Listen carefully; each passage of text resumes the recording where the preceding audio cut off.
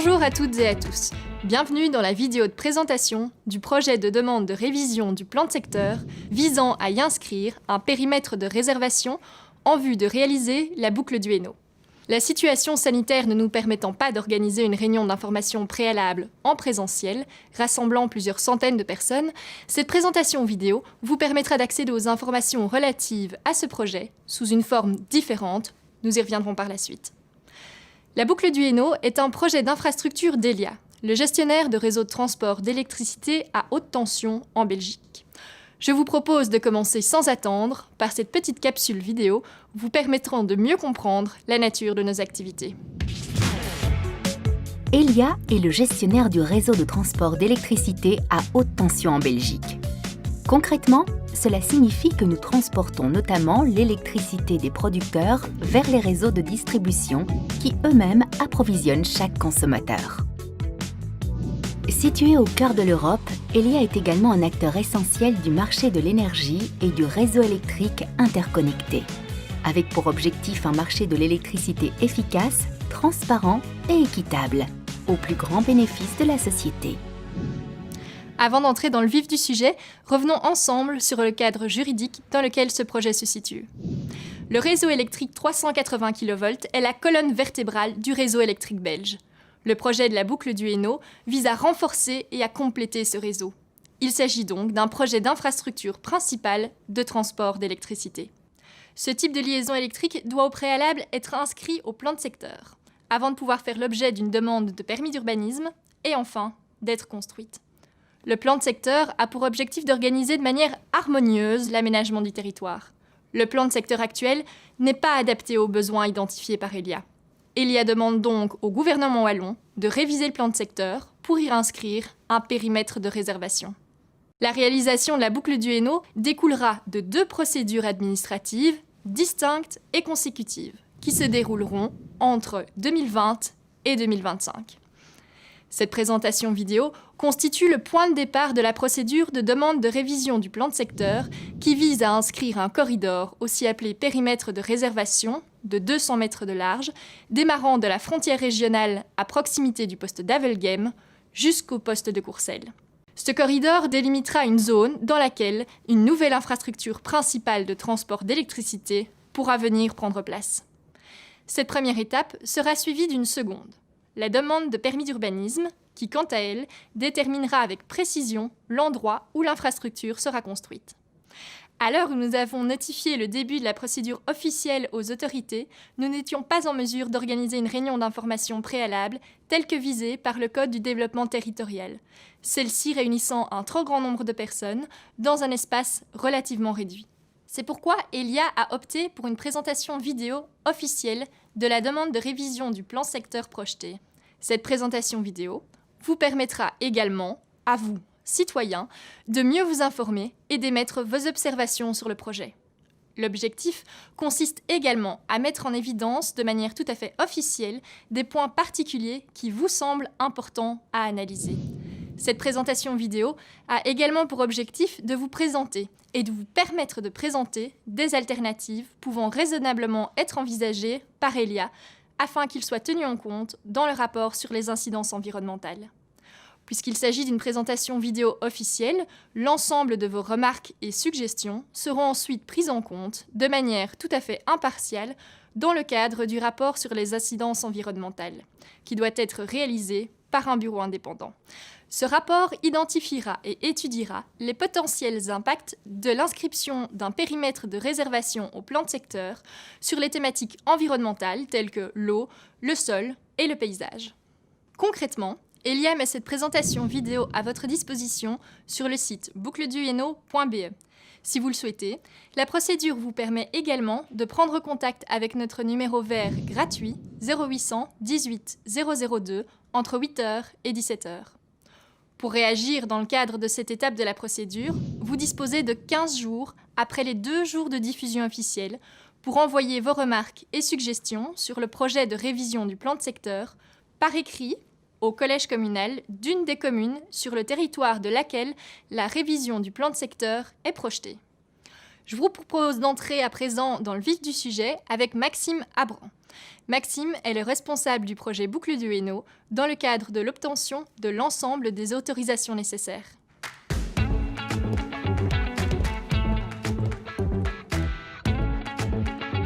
Bonjour Maxime, peux-tu nous expliquer concrètement en quoi consiste le projet Boucle du Hainaut ? Le projet Boucle du Hainaut consiste en la réalisation d'une nouvelle infrastructure principale de transport d'électricité. Il s'agit donc d'une liaison majeure dans le réseau de transport électrique. Concrètement, il s'agit d'une liaison aérienne, en courant alternatif, d'un niveau de tension de 380 kV et d'une capacité de transport de 6 GW. La Boucle du Hainaut devra relier les postes d'Avelgem en Flandre et de Courcelles en Wallonie. Peux-tu nous resituer le contexte de ce projet ? Il faut bien replacer la boucle du Hainaut dans le contexte de la transition énergétique et des objectifs qui ont été fixés. Les lieux de production ont aujourd'hui tendance à se décentraliser. La production d'énergie renouvelable est variable. Le réseau qui fait le lien entre la production et la distribution doit dès lors être adapté à ces nouveaux paramètres.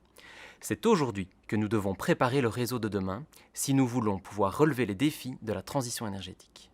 Effectivement. Pour mieux comprendre ce contexte de la transition énergétique et ce qu'il implique en termes de gestion et d'évolution de notre réseau de transport, on vous propose de visionner ensemble cette courte vidéo. Ces dernières années, l'ensemble des décisions politiques à l'échelle mondiale, européenne, belge et régionale visent une transition climatique et énergétique sans précédent. Le plan de développement fédéral a été approuvé par la ministre fédérale de l'Énergie le 26 avril 2019 et reconnaît le projet de nouvelle liaison Boucle du Hainaut comme un corridor 380 kV important et indispensable pour répondre aux besoins en capacité de transport. À la suite des élections régionales de mai 2019, le nouveau gouvernement wallon a reconnu l'importance de la transition énergétique et dès lors du projet Boucle du Hainaut en l'inscrivant dans sa déclaration de politique régionale.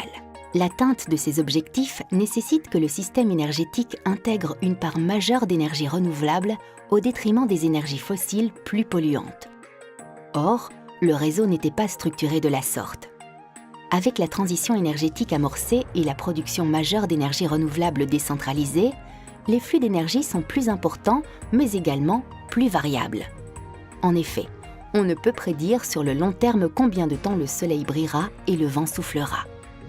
Dès lors, en tant que gestionnaire du réseau de transport d'électricité, Elia doit faire évoluer son réseau afin que celui-ci puisse intégrer cette part majeure d'énergie renouvelable, assurer l'équilibre entre la production et la consommation d'électricité, et ce, au meilleur coût pour les entreprises et les ménages. Dans ce contexte de transition énergétique, la boucle du Hainaut répond à 4 objectifs majeurs. Premièrement, assurer l'accès compétitif et abordable de l'électricité. L'accès à une énergie abordable est un enjeu majeur. En ayant accès en permanence à toutes les sources d'énergie disponibles, le réseau de transport bien développé et interconnecté a pour objectif de permettre à la communauté de bénéficier à tout moment des prix les plus attractifs sur le marché européen de l'énergie. En augmentant la capacité de transport d'électricité provenant de la mer du Nord et des pays voisins vers le centre du pays, la boucle du Hainaut permettra d'éviter tout risque de saturation du réseau ainsi que les coûts qui y sont liés. Deuxièmement, augmenter la capacité d'accueil de toutes les énergies renouvelables. Afin d'atteindre les objectifs de réduction des émissions de CO2 et la décarbonisation de la société, la production d'énergie renouvelable devra augmenter significativement ces prochaines années. Face à cette évolution, Elia doit adapter le réseau de transport électrique afin d'être en mesure de transporter ces nouveaux flux qui ont comme caractéristique d'être plus variables et irréguliers que d'autres types de production. Troisièmement, favoriser l'attractivité économique du Hainaut. La présence d'une infrastructure principale de transport d'électricité haute tension sur un territoire favorise son attractivité économique. À l'heure actuelle, le Hainaut ne bénéficie pas de ce type d'infrastructure. Or, à l'horizon 2030, le réseau électrique 150 kV local arrivera à saturation. Ce projet permettra de répondre aux problèmes de saturation identifiés, offrant ainsi de nouvelles perspectives de développement pour la région. Et enfin, garantir l'approvisionnement électrique aux consommateurs. Le projet Boucle du Hainaut permettra d'augmenter la fiabilité du réseau 380 kV, considéré comme la colonne vertébrale du réseau électrique, et cela aura un impact positif sur la sécurité d'approvisionnement électrique des consommateurs belges. Afin de répondre à ces 4 objectifs majeurs, Elia doit sélectionner la technologie répondant spécifiquement aux besoins du réseau. Elle s'est donc entourée d'experts afin de sélectionner une technologie fiable et éprouvée en prenant en considération l'ensemble des critères techniques et environnementaux. Ainsi, pour une liaison d'un niveau de tension de 380 kV, le choix technologique s'est porté sur une liaison aérienne en courant alternatif, notamment au regard de la capacité de transport de 6 GW. Avec une technologie en courant alternatif, Elia assure un réseau fiable à la communauté et contribue considérablement à la transition énergétique en s'intégrant dans le réseau maillé européen 380 kV, lui-même constitué à 98% de liaisons en courant alternatif. Chaque possibilité a donc été pesée avant de poser un choix. En effet, le niveau de tension, la capacité de transport, le type de courant sont autant de paramètres qui ont été étudiés par des experts internes et qui ont aussi fait l'objet d'une analyse des autres projets similaires à l'international. De plus, ces conclusions ont été validées par un groupe de pilotage académique regroupant 5 universités belges. Chaque possibilité a donc été étudiée et les choix qui ont été posés permettent de répondre de manière la plus adéquate possible aux différents besoins qui ont été présentés.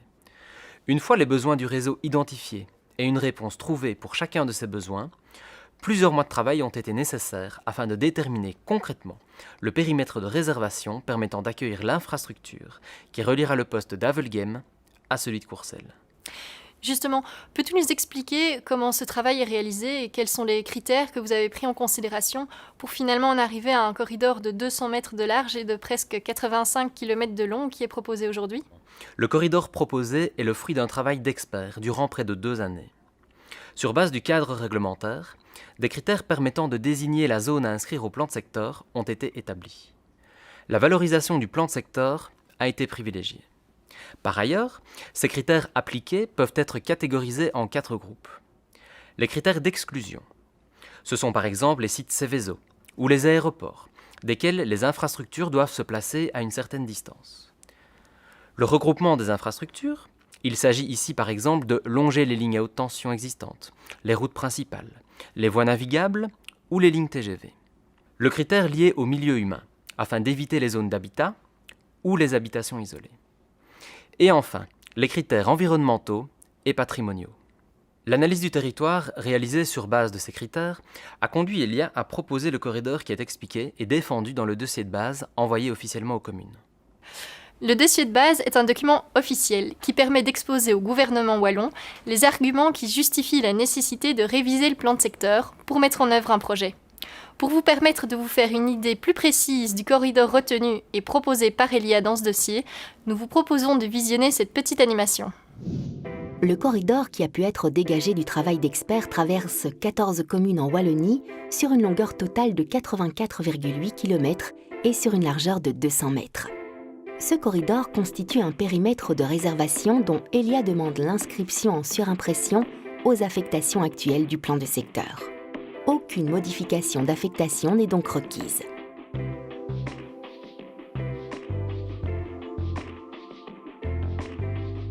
Par rapport au réseau d'infrastructures existant sur le territoire et au plan de secteur, le périmètre de réservation sollicité vient en surimpression de 2 tracés parallèles de lignes à haute tension inscrits au plan de secteur entre la frontière régionale à proximité des postes d'Avelgem et de Chièvre.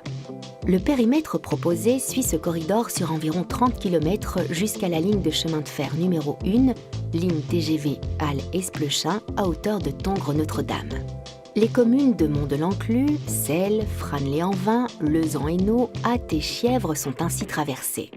Le périmètre longe ensuite la ligne TGV vers le nord-est sur 8,6 km jusqu'au nord de Âtre, sur la commune de Brugelette, et bifurque vers le sud-est pour se placer à proximité d'un tracé inscrit au plan de secteur sur 4 km actuellement occupé par une liaison électrique 70 kV existante entre la gare TGV d'Ath et de Lens.